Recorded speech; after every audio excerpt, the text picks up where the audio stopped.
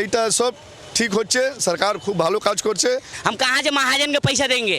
শিয়ালদা স্টেশনের পর ভুল বদল হয়ে গেল হাওড়া স্টেশনেরও। বুলডোজার নিয়ে হাওড়া স্টেশনের বাইরে জবরদখল করা জায়গা উচ্ছেদ করে দিল রেল পুলিশ। এতদিন স্টেশনের বাইরে রাস্তায় ফুটপাতে যারা বসতেন অস্থায়ী দোকান নিয়ে রাস্তার জায়গা জবরদখল করে তাদের এবার উচ্ছেদ করলো রেল পুলিশ। একেবারে বুলডোজার চালিয়ে স্টেশন চত্বর পরিষ্কার করে দেওয়া হলো।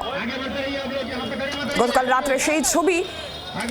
আর এই উচ্ছেদ কার্যকর করতে বিশাল বড় পুলিশ বাহিনীও মোতায়েন করা হয়েছিল। যেমনটা দেখাচ্ছি আপনাদের, গতকাল রাত্রে বুলডোজার দিয়ে জবরদখলকারী যে দোকান, সে সমস্ত দোকান সরিয়ে দেওয়া হলো, একেবারে পরিষ্কার করে দেওয়া হলো স্টেশন চত্বর। সাধারণ রেল যাত্রীদের যাতায়াতে যাতে কোনো সমস্যা না হয় সেই কথা মাথায় রেখে এই উদ্যোগ এবার হাওড়া স্টেশনে। जो पैसेंजर्स हैं स्टेशन चले जाइए, जिसको बस पकड़ना है बस पकड़िए। यहाँ कोई नाटक नहीं हो रहा है। आप लोग अपना अपना काम कीजिए प्लीज। प्रशासन को प्रशासन का काम करने दीजिए। इधर भीड़ मत करिए, आगे बढ़ जाइए। आप लोग यहाँ पे खड़े मत होइए, आगे हट जाइए। मेरा माल था उसमें पैसा उखौड़ी था, वहाँ स्टील का मेरा गला है उसमें मेरा 1 रुपया भी नहीं है। हम कहाँ से महाजन के पैसा देंगे? मेरा महाजन ऊपर लगा हुआ है। খুব ভালো হয়েছে, এইটা সব ঠিক হচ্ছে, সরকার খুব ভালো কাজ করছে। আমিও সরকারের সাথে আছি, পর একটু সরকারকে রিকোয়েস্ট করবো কি আর এর যার ছিল ওকে কहीं ব্যবস্থা করতে হবে।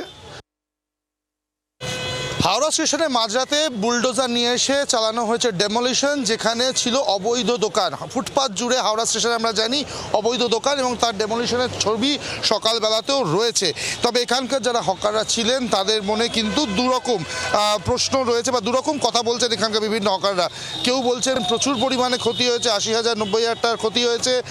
আবার কেউ বলছেন যে ঠিক আছে, যেভাবে সরকার চাইছে সেটা হয়তো ঠিক, কিন্তু আরেকটু সরকারের সাধারণ মানুষ বা যারা এখানে হকার করতেন তাদের কথাও ভাবা দরকার। একটা মধ্যপন্থা অবলম্বন করে তবেই যাতে কাজ করে সরকার, এই অনুরোধ অনেকে রাখার চেষ্টা করছেন। এবং একই সঙ্গে যারা সাধারণ যাত্রী, যারা নিত্যযাত্রী, যারা হাওড়া স্টেশন দিয়ে যাতায়াত করেন, তাদের বক্তব্য অন্যান্য রাজ্যে বিভিন্ন স্টেশনে দেখা যায় পরিষ্কার স্টেশনের আশেপাশের চত্বর থাকে, যেটা হাওড়া স্টেশন বা কলকাতার বিভিন্ন স্টেশনের ক্ষেত্রে দেখা যেত না।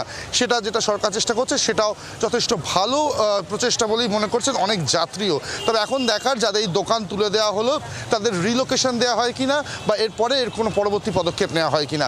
ক্যামেরায় রঞ্জিতের সাথে অর্কদীপ্ত, জি 24 ঘন্টা, কলকাতা।